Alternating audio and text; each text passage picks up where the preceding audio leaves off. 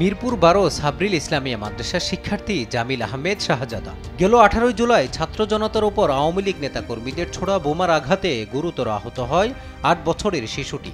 রক্তাক্ত শাহজাদাকে সেদিন ছাত্রদের সহায়তায় নেওয়া হয় হাসপাতালে। সেদিন বোমার আঘাতে রক্তাক্ত হয় তার ছোট বোন ৪ বছর বয়সী ফাহমিদা তাসনিমও। বোমার আঘাতে শাহজাদার ডান হাতের কবজির রগ ছিঁড়ে গেছে। হাতে এখনো রয়ে গেছে বোমার স্প্রিন্টার। ঠিকমতো সোজা হয় না তার ডান হাত। আর এখনো স্প্রিন্টারের দাগ শুকায়নি ছোট বোন তাসনিমেরও। এরকম করলে ব্যথা লাগে, টানলে ব্যথা লাগে, কাটা লাগে, হাত দিলে ব্যথা লাগে। আমি ওই দিন স্কুল থেকে আসতেছিলাম, আমার গায়ে বোম লাগছে হঠাৎ করে, তারপরে আমি চিল্লানি দিয়ে আর কিছু বলতে পারিনি। শাহজাদার মা জানান, ১৮ জুলাই স্কুল থেকে তাদের নিয়ে বাসার দিকে যাচ্ছিলেন। হঠাৎ আন্দোলনরত শিক্ষার্থীদের উপর বোমা হামলা হলে আহত হয় তারা। আহত তাসনিম সুস্থ হলেও শাহজাদার ভবিষ্যৎ নিয়ে চিন্তিত তাদের মা ফাতেমা। ডাক্তার বলছে খেয়ে দে, আমাদের আর কাজ নেই, আমরা সিল নিয়ে বসে আছি, এটাতেই হবে, যান বের হন। তো আমি এই এক মা, আমি অসহায়, আমি দৌড়াই আসছি যে কোথায় গেলে আমার এই বাচ্চাটার আমি সুস্থ চিকিৎসা পাবো। আমার ছেলেটা ট্রিটমেন্ট হয়নি, আমার একটাই ছেলে, আমার 3টা মেয়ে, আমি কোথায় যাব? আমি এই বিচার আমি সবার কাছে চাই, জনগণের কাছে চাই। এই জন্য কি আমার ছেলের গার রক্ত দিয়ে এই দেশ স্বাধীন হয়েছে?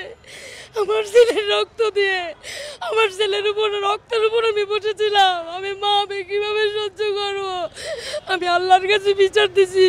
এখন আল্লাহ আমাকে তো চোখ দিছে, কান দিছে, আরও কত মানুষ দিছে সহায়তা করার জন্য। আমি চাচ্ছি সুন্দর মতো আমার ছেলের জন্য একটা সুন্দর চিকিৎসা হয়। উনি পঙ্গু হসপিটালের সার্জারি বিভাগে, ওনার নাম আমি বলতে পারবো না, ওনার নাম এখানে লেখা আছে, ওনার নাম লেখা আছে, আমি বলতে পারবো না। আমি যখন ভিতরে ঢুকছি উনি আমাকে বলতেছে যে কাগজ বার করতে এত দেরি হয়, ওখানে দাঁড়ায় তো ফষ্টি নষ্টি করতেছিলেন।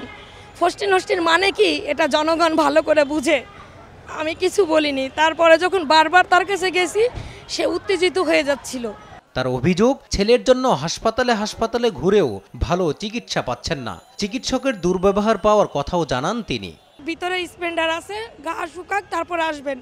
তারপরে গেছি, পাঠাইছে হচ্ছে আপনার নীলজি হসপিটালে, এখানে যান, অমক তারিখ এই থেকে এই পর্যন্ত ঘোরাঘুরি করতেছি।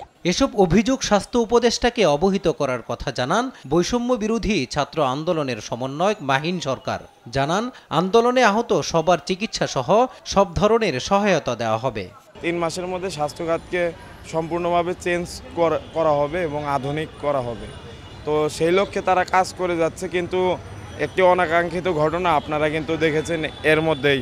এরকম ঘটনা শুধু একটি না, এরকম ঘটনা বিভিন্ন জায়গায় ঘটছে। কারণ এখানে যে ডিরেক্টর থেকে শুরু করে আরও নিম্ন পদস্থ যারা আছে এরা কিন্তু অনেকেই দুর্নীতিগ্রস্ত, এবং ডাক্তাররাও কিন্তু সেক্ষেত্রে অসহযোগিতা করে এবং তাদের সাথে যুক্ত।